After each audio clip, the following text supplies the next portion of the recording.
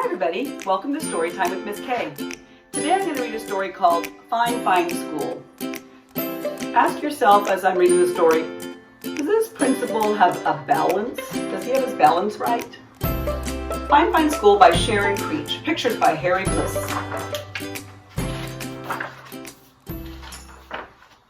Mr. Keene was principal who loved his school. Every morning he strolled down the hall and saw the children in their classes. He saw them learning shapes and colors and numbers and letters. He saw them reading and writing and drawing and painting. He saw them making dinosaurs and forts and pyramids.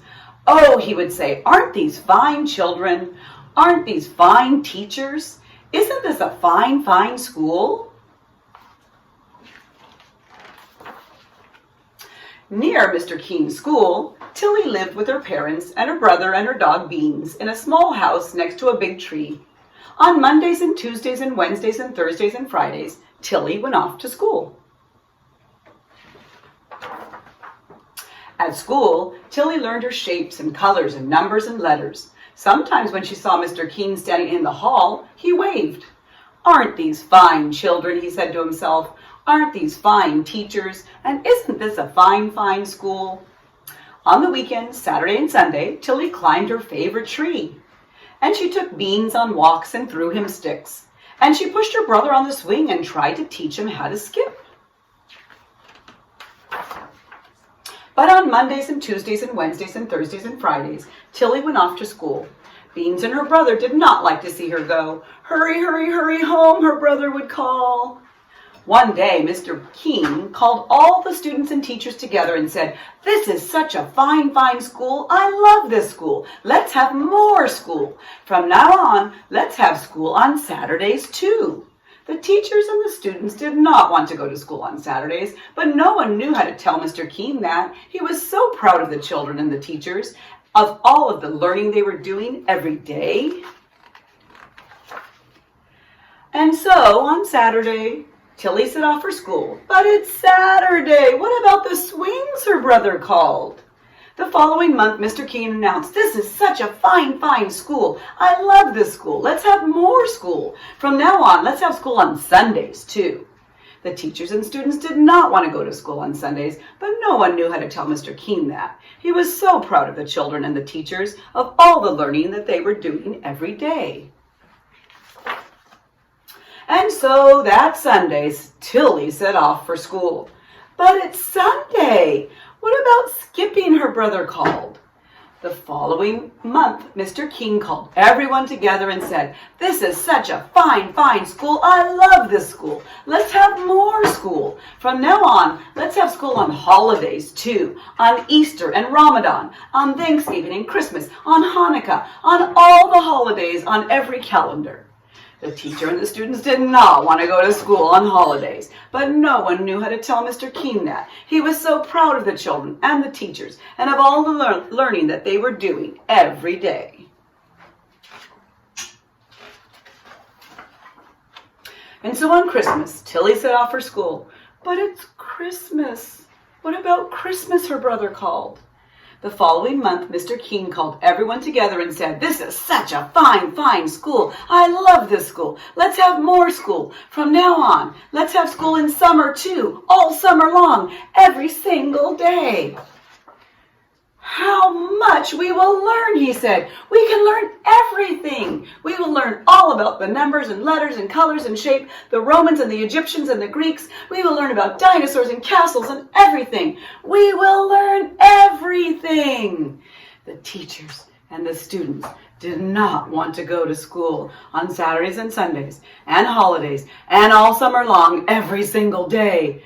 But no one knew how to tell Mr. Keene that. He was so proud of the children and the teachers and all of the learning they were doing every day. And so, on the first day of summer, Tilly set off for school. But it's summer. What about summer, her brother called. And that day, Tilly went to go see Mr. Keene. She stood in his office in front of his desk. "What a fine, fine school this is," Mr. Keene said. "What amazing things everyone is learning." "Yes," Tilly said, "we certainly are learning some amazing things. A fine, fine school, said Mr. King. But, Tilly said, not everyone is learning. What? Said Mr. King. He looked very worried. Who isn't learning? Tell me, and I will see that they learn. My dog Beans hasn't learned how to sit, Tilly said, and he hasn't learned how to jump over the creek yet. Oh, said Mr. King. And my little brother, he hasn't learned how to swing or skip. Oh, said Mr. King. And I, she said, but you go to school, said Mr. King, to our fine, fine school. True, Tilly said, but I haven't learned how to climb very high in my tree, and I haven't learned how to sit in my tree for a whole hour.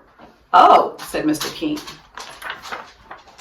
That day, Mr. King walked up and down the halls, looking for the children and the teachers. Up and down he walked, up and down he walked.